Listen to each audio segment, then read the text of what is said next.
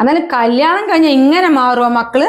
കല്യാണം കഴിയാത്തവന്ന് എല്ലാവരും പറയലുണ്ട്, അയ്യോ രാഹുലിന്റെ അമ്മ ഭാഗ്യവതിയാണ് ഭാഗ്യവതിയാണെന്ന്. കല്യാണം കഴിഞ്ഞപ്പോഴോ അമ്മ ഭിക്ഷാക്കാരിയായി. ശമ്പളം കിട്ടുമ്പോൾ എനിക്ക് വേണ്ടതും കുടുംബത്തിൽ ചെലവിനുള്ള പൈസ എനിക്ക് തരിക, അല്ലെങ്കിൽ എന്റെ ബാങ്കിലിട്ട് തരിക ചെയ്യണതാ. ഇപ്പോഴോ എല്ലാത്തിനും മോന്റെ മുൻപിൽ പോയി കൈ നീട്ടണം.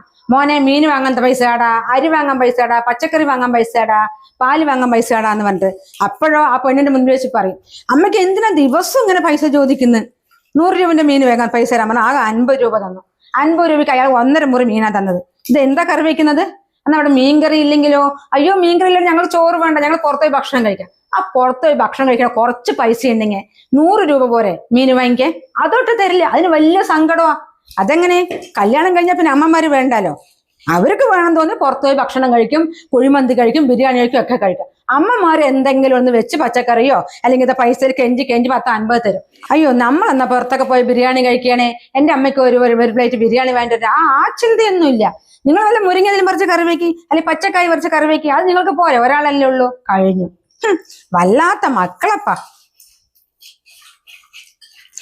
ഇവർക്കൊന്നും വയസ്സാവൂല്ല, ഇവര് അമ്മമാരും ആവില്ല അച്ഛന്മാരും ആവില്ല, എപ്പോഴും ഇങ്ങനെ തന്നെ ഉണ്ടാവും.